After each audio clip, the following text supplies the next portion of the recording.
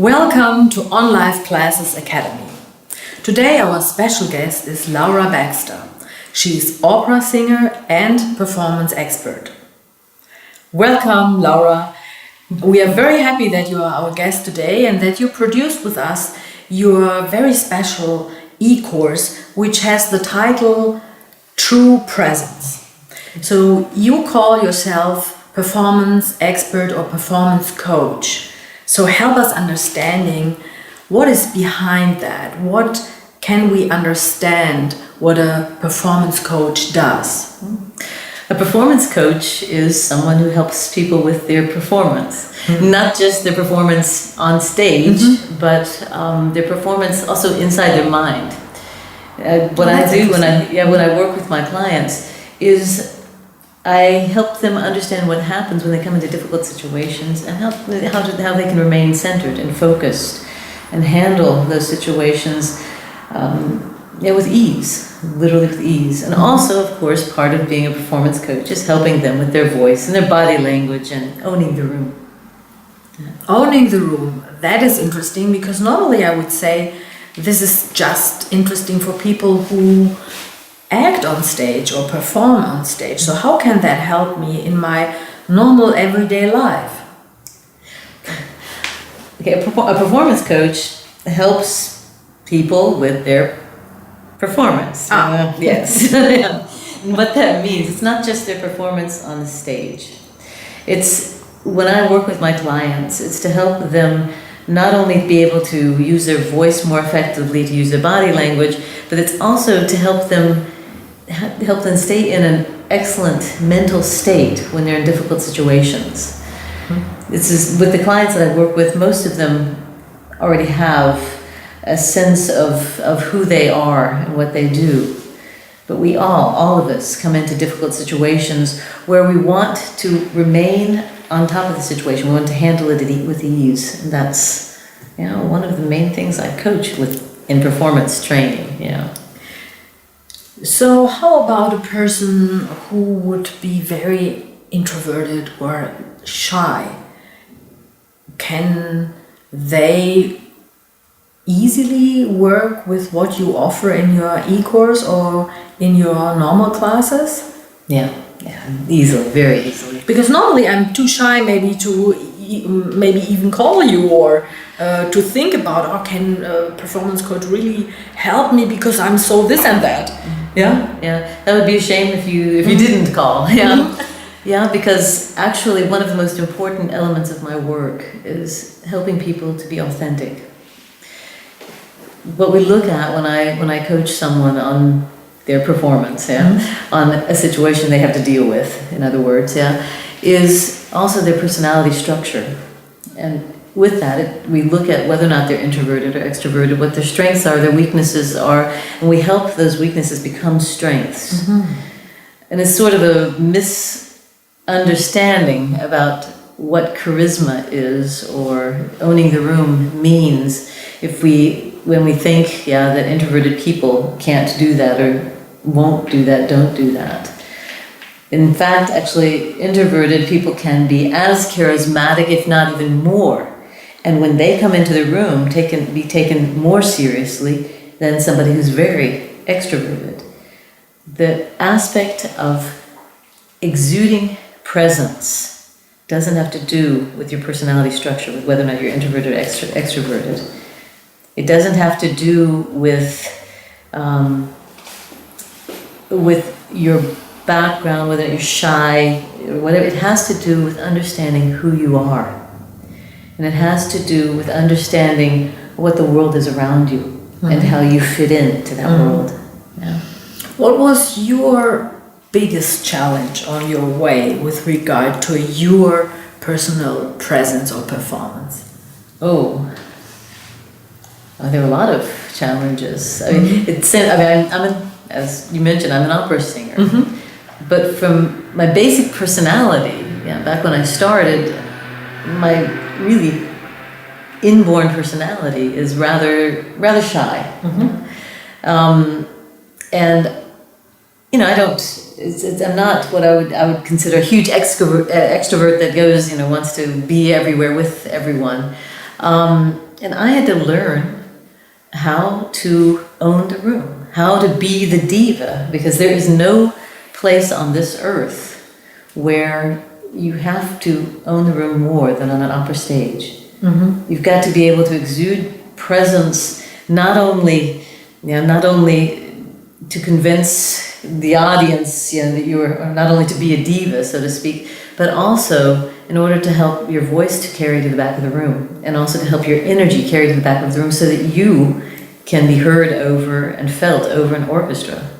So it's a pretty amazing situation to be in, and it was wonderful learning how to have presence in that situation, how to change own the also. room. Change the inborn personality stays. You use basically the tools that you have within that personality, and help those tools. Those tools help you to grow. The strengths that you already have help you to grow. So I can stay being, let's say stay, maybe that's not the best English word, but I can be who I am. Absolutely, absolutely. I mean, one of the things in the seminar, I mentioned several people that I think universally we consider that they have presence. For example, Dr. Martin Luther King, or Nelson Mandela, or Mahatma Gandhi. Yeah. When you think of these people, they literally were not people who were absolute extroverts who would come into the room and take over the room, especially not Gandhi. But he was someone with presence. So what we're going to look at in the seminar is what's behind that. What exactly are the elements of presence? Yeah. But on the other hand, for example, if somebody is very powerful or very strong and very extroverted, this can sometimes also have not such a very nice impression to others. So maybe they also should look somehow on how to be in real presence, maybe? Yeah.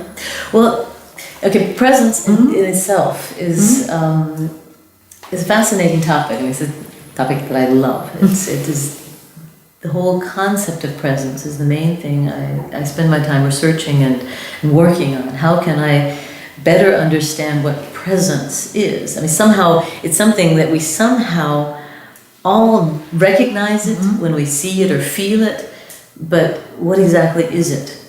And in the training world, there are basically two ways of approaching presence. You've got this first way, which is the inner presence, mindfulness, focusing on yourself being in here and now. It's very important. There's only one aspect of presence. And then you've got this other camp, so to speak. This focuses on the stage presence, owning the room, coming in, taking over, that kind of thing. And that's also part of presence. But it's not a situation of either or. It's a situation of both.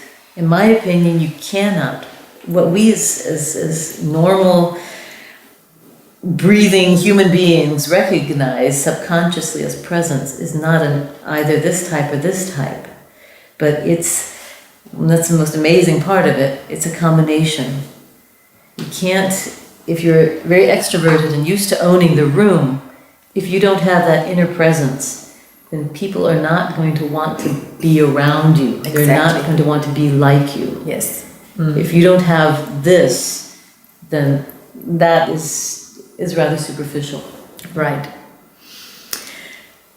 So let's have a quick look at your e-class, your online seminar.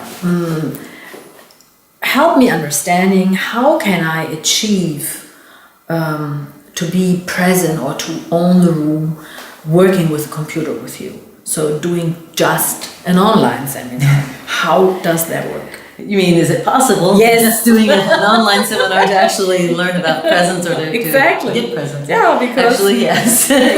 do you come to my house? Yeah. It's easy. It is easier if I come to your house, but I can't come to everybody's house. Well, I could, I suppose, but yeah. It is possible, very possible. This course, I mean, just to give you an idea of what this course is about, we look at what I consider to be the three most important aspects of presence. The first is the inner presence. the ability to be in the here and now, the ability to stay so centered and focused, especially when we're in difficult situations, that we really have a connection. We actually call it a connection to ourselves. We have a connection to ourselves, our innermost being. And then the second part, that's in weeks 3 and 4, I believe, yeah. In weeks 3 and 4, we talk about a connection to your purpose, your sense of purpose. That element is one of the most important elements as well in presence. Again, if you think about the names I mentioned earlier, they're all people who have a very strong sense of what their life purpose is. And they follow that purpose. And that purpose gives them strength and helps them to stay focused in everything they did. Yeah.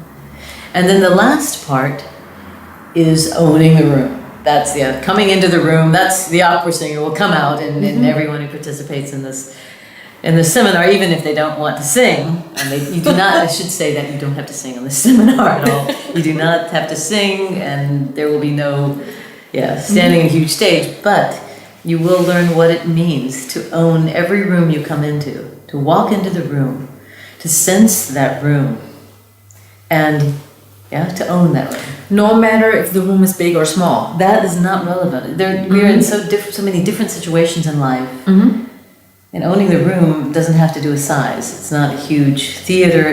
Owning the room has to do with being able to have a wonderful conversation with someone and stay focused, stay connected to ourselves, stay connected to our purpose, and to stay connected to that other person.